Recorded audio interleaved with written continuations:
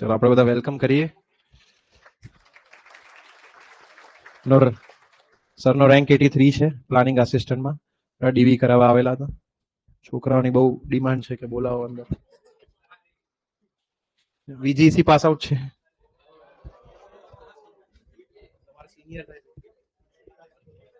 College ગયા ના હોય શું ખબર.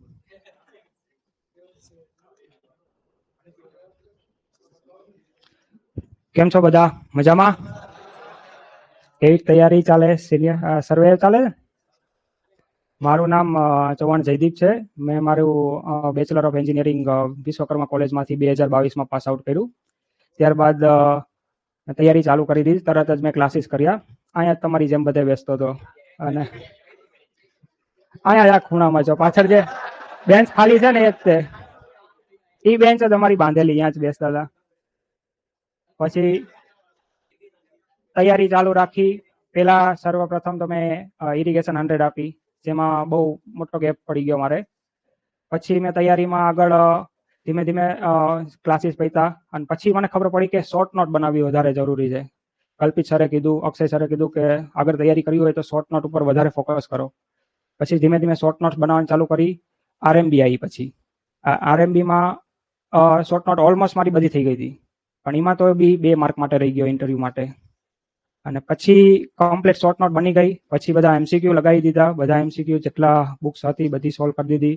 પછી કમ્પ્લીટલી શોર્ટ નોટ ઉપર આવી ગયો અને શોર્ટ નોટો જ વાંચું છું હાલમાં બી. અને પછી ટાઈમ સેવિંગ જલ્દી એક જ તમે જેટલી સ્પીડ અપ જેટલું રિવિઝન કરશો ને શોર્ટ નોટનું, એટલું તમારે 3-4 દિવસમાં તો એક શોર્ટ નોટ આખી પતી જશે. એક સબ્જેક્ટ આખો પતી જશે તરત ને તરત. પછી મેં આપી ડાયરેક્ટ GWSSB અને એમાં મારે ઇન્ટરવ્યુ બી છે હાલમાં અને બહુ સારા માર્ક્સ એમાં સ્કોર કર્યા છે. Only for technical. મારે નોન ટેકમાં ખાલી 5 થી 10 માર્ક જ છે. બાકી બધા મેં ટેકનિકલમાં ખેંચ્યા. મારે 165 માર્ક થાય છે. ખાલી બધા મેં ટેકનિકલમાં જ ખેંચ્યા. નોન ટેક પર ફોકસ કરવું જોઈએ કે ના કરવું જોઈએ? નોન ટેક હવે કરવું જોઈએ, કારણ કે હવે જે વેઇટેજ આવી ગયું છે, કારણ કે હવે સિલેબસ બદલાવાનો છે. સિલેબસમાં મેથ્સ આવવાનું, રીઝનિંગ આવવાનું. એમાં લોકો તો ખેંચી લેવાના માર્ક. બને ત્યાં સુધી નોન ટેક ઉપર બહુ ફોકસ કરો. જો મેં નોન ટેક ઉપર ફોકસ કર્યું હોત તો મારો ઓલરેડી 190 માર્ક જેવા થઈ ગયા હોત. તો મારે ખાલી ઇન્ટરવ્યુ ખાલી બેસવું જ જવાનું, બેસવા જ ખાલી. નોર્મલ માર્ક આપી દે, બિલો એવરેજ આપી દે તો બી મારે ઇન્ટરવ્યુ ક્લિયર થઈ જાય. નોન ટેક બહુ જરૂરી છે. પછી મેં એ પતાવી દીધી એક્ઝામ. પછી મેં નોન ટેક પકડ્યું. પછી મેં મારું નોન ટેક સુધાર્યું. એટલે આ રીતના. પછી પ્લાનિંગ આસિસ્ટન્ટ આવી અને એની તૈયારીમાં લાગ્યો. પ્લાનિંગ આસિસ્ટન્ટમાં અત્યારે સિલેક્ટ થઈ ગયો. કેટલા સિલેક્શન હવે થશે આના પછી? હજી તો ઇન્ટરવ્યુ પેન્ડિંગ છે ને? હા, ઇન્ટરવ્યુ પેન્ડિંગ છે. હજી બીજી પરીક્ષાઓ આવશે. હવે ડેપ્યુટી આવે છે, ડેપ્યુટી બી પાસ કરશે. હજી જો એક સાથે બધી ઘણી બધી એક્ઝામ પાસ કરશે.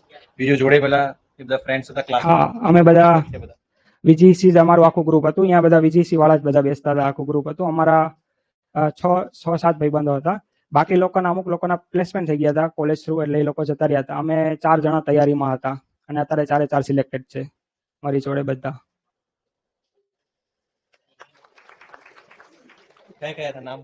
એક દર્શ પટેલ છે, જે અત્યારે મ્યુનિસિપલ એન્જિનિયર ડભોઈ નગરપાલિકામાં ફરજ બજાવે છે. અને એક સિનિયર સર્વેયરમાં છે, જેનું હમણાં રિઝલ્ટ આવવાનું છે, પણ એનું કન્ફર્મ જ છે. અને કિશન પટેલ છે, જે અત્યારે આરએમબી એઈમાં છે. હા, એ બી અમારા બેચમેન્ટ. એ અહીંયા જ હતા. જય કિશન એ બી અત્યારે ઇરિગેશનમાં તરત પહેલી જ એક્ઝામ એમને આપીને પહેલી જ એક્ઝામ ક્લિયર થઈ ગઈ. હા,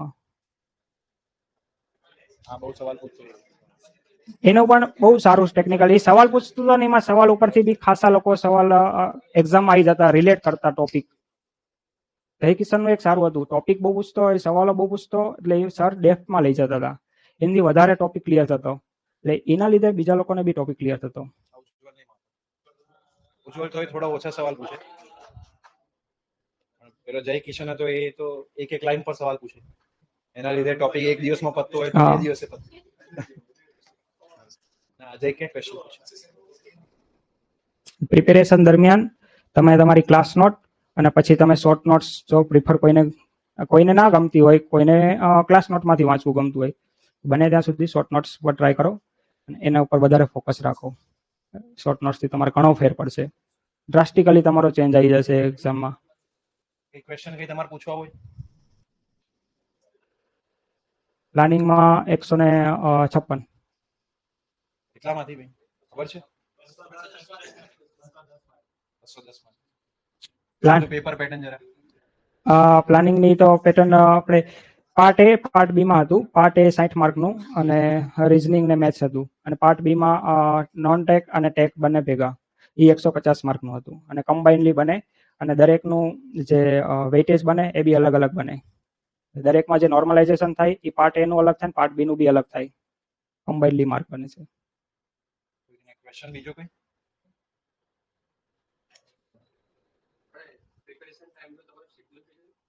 શેડ્યુલ અમારો જ્યારે ક્લાસીસ હતા ત્યારે તો આખા દિવસનો ક્લાસીસ હતા. ક્લાસીસ કેટલો ચાલતો પહેલા? હા, ક્લાસીસ તો અત્યારે બેચમાં ચાલે છે વધારે. તમારો શું ક્લાસ? હા, અમારે તો સવારે 7, 8 ત્યાંથી ચાલુ થાય અને રાતના 7, 8 વાગી જતા હતા, અને વધારે બી થઈ જતું હતું, અમુક વાર 9 બી વાગી જતા હતા.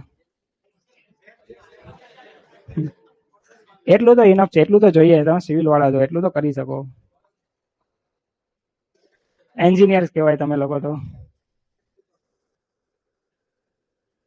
ખાસ તો સ્કેડ્યુલમાં તો પછી જ્યારે તૈયારી મૂકી, પછી જ્યારે ક્લાસીસ પૂરા થયા પછી લાઇબ્રેરી મેં જોઈન કરી, અને લાઇબ્રેરી સવારે 8 વાગે જતા રહેતા, અને બપોરે જમ્યા સુધી ત્યાં સુધી વાંચવાનું, પછી જમીન પાછો કલાક 1.5 કલાકનો બ્રેક, પછી વાંચવાનું, સાંજે બ્રેક લેતા, પછી પાછા કન્ટિન્યુઅસ વાંચતા. ક્વેશ્ચન્સ ને બધા જોડે જોડે કરતા હતા, ક્લાસની જોડે જોડે? હા, ક્વેશ્ચન બધા અહીંયા છે. ખાસ કરીને અમે એફએમમાં જે છેલ્લા જે ટોપિક અમારા ચાલ્યા ને એ વખતે મોટા ભાગનું અમે એફએમ છે, બીએમસી છે, એ એક્ઝામ નજીક હતી અને સબ્જેક્ટ પૂરા નહોતા થયા, એટલે અમે એવું જ નક્કી કર્યું કે બને ત્યાં સુધી ક્લાસ પતાવવાને. અમારું ગ્રુપ હતું અને અમે ગ્રુપમાં ડિસ્કશન કરીએ, આજ પતાવ્યું તો અમે રૂમે જઈને પછી બધું રિવાઇઝ કરી લેતા, કારણ કે એ સમય જ નહોતો અમારી પાસે. ઇરિગેશન પહેલી એક્ઝામ હતી અને અમારું ડ્રીમ હતું કે પહેલી એક્ઝામ જ ક્લિયર કરવી, એટલે એ વખતે અમે તરત ને તરત બધા સબ્જેક્ટ પતાવવા જ માંડ્યા હતા, અને ખાસ કરીને એફએમ ને બીએમસી એ છેલ્લે સર કલ્પિત સરે લીધું હતું, તો એ બહુ જલ્દી પતાવ્યું હતું.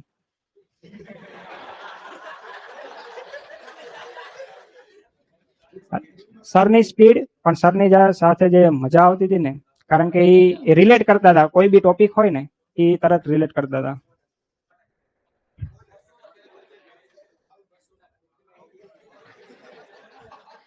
એવું તો થોડું રહેવાનું, એની તો મજા છે. આરએમબી માં કટ ઓફ અટક્યું હતું 120 જેવું અટક્યું હતું શાયદ મે બી, અને મારે 118 સમથિંગ થોડાક હતા, 2 માર્ક્સ માટે રહી ગયો હતો એમાં. તો 118 બહુ સારા માર્ક કહેવાય. આરએમબી પેપર જોવો એટલે ખબર પડે.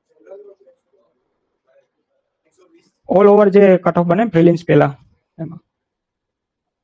એના પછી જે જીએસ આવી હતી, જીએસ માં બી મેન્સ હતી, પણ મેન્સ મેં પ્રિલિમ્સ ક્લિયર હતી પણ મેન્સ દેવા નતો ગયો. એના પછી પ્રિલિમ્સ હતી મારે, 2 પ્રિલિમ્સ ક્લિયર છે. ક્યાંથી જોયું પૂછે? હા, કરવું છે, ઘેર જવું છે મળવા? સુરેન્દ્રનગર મારું મેન મૂળ વતન મારું સુરેન્દ્રનગર. શોર્ટ્સ નોટમાં તો જે આપણે જે ટોપિક હોય પહેલેથી તમારે કમ્પ્લીટ ચેપ્ટર વાઇઝ મેં આખી બનાવી છે, સબ્જેક્ટ વાઇઝ ને ચેપ્ટર વાઇઝ. ચેપ્ટરમાં જે મેન ટોપિક હોય એને હું શોર્ટમાં લખી લેતો, ડેફિનેશન લખી લેતો, એના ફોર્મ્યુલા બી લખી લેતો, એવી રીતે આખી મારી શોર્ટ નોટ કમ્પ્લીટ બની. બતાવું છે મારી જોડે.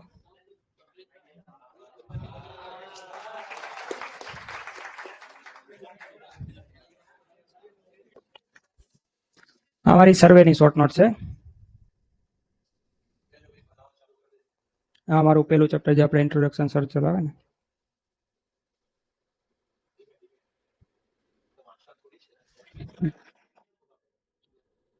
હું આ રીતે પાર્ટમાં જ બનાવતો હતો શોર્ટ નોટ મારી. આકૃતિ, ફિગર બધું કમ્પ્લીટ.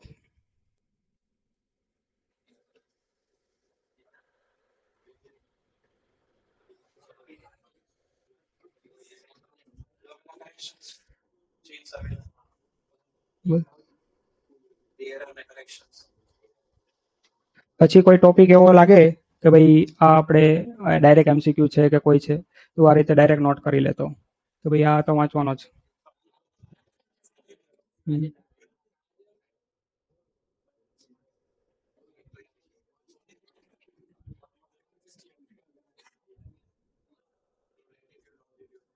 અમુક કોઈ પોઈન્ટ ડાયરેક્ટ લખી દેવાના, જે એમસીક્યુ આવ્યા હોય કે ભાઈ ટોપિક એવા હોય કે આપણને ખબર ના પડતી હોય પણ ઇમ્પોર્ટન્ટ હોય તો લખી દેવાનો તારે. તો વાંચતી વખતે એમસીક્યુ જે નવા લાગે કે કંઈ નવો ટોપિક લાગે ડાયરેક્ટ શોર્ટ નોટમાં જ હું એડ કરી દેતો, એટલે ભવિષ્યમાં વાંચી ત્યારે એ ટોપિક કવર થઈ જાય કે સ્પેશિયલ લિંકથી એમસીક્યુ વાંચવાની જરૂર નહીં. તમે એમસીપી કરો તો ભાઈ તમને યુનિક એમસીક્યુ લાગે તો એ શોર્ટ નોટમાં બુકમાં લખી લો. જ્યારે તમે બીજી વાર રિવાઇઝ કરો ને તો તમારે પછી બીજી વાર બુક આખી એમસીક્યુની રિવાઇઝ કરવાની જરૂર નહીં, એ ટોપિક તમારે ડાયરેક્ટ ત્યાંથી જ કવર થઈ જાય.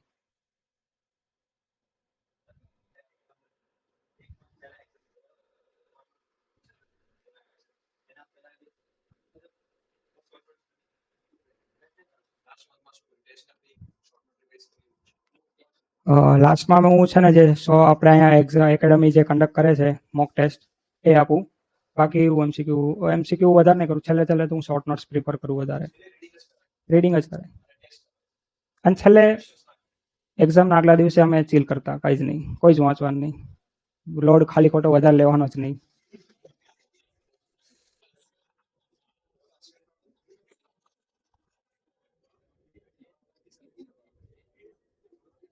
આ જો સરે બનાવી છે એ કમ્પ્લીટ જ છે, તો મેં આખા પેજ ડાયરેક્ટ એડ જ કરી દીધા.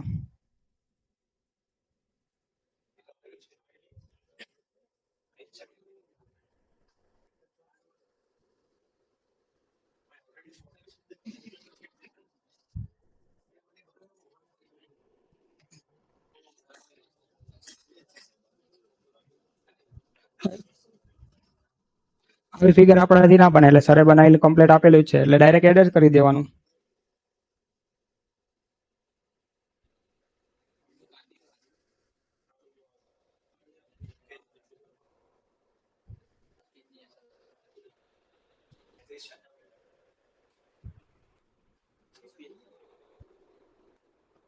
આવું બી લખી દેવાનું કે આના ઉપર જ જો બધું થાય, બ્રહ્માસ્ત્ર. ઈ જ ફોર્મ્યુલા છે મેઇન, એના ઉપરથી બધા દાખલા થઈ જાય. કોઈ બી એમસીક્યુ હોય બધું ત્યાંથી થઈ જાય, એટલે એ જ યાદ રાખવાનું.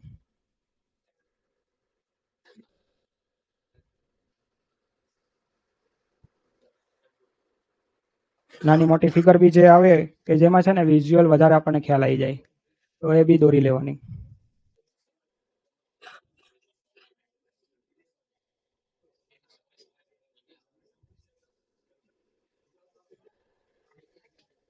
જો આ બધા અમુક ટોપિક હોય કે જે એમસીક્યુ આવ્યા હોય તો એ છે ને દરેક ચેપ્ટરની પાછળ થોડીક જગ્યા છોડી દઉં. તો અહીંયા જો બધા જે ટોપિક વધારાના હોય ને એ ચેપ્ટર વાઇઝ એમાં જ એડ કરી દઉં. ભવિષ્યમાં ગમે ત્યારે વાંચો ત્યારે ડાયરેક્ટ કવર થઈ જાય કે ભાઈ આ ટોપિકનો છે, આવા સવાલ અહીંથી આવી શકે, ડાયરેક્ટ કવર થઈ જાય.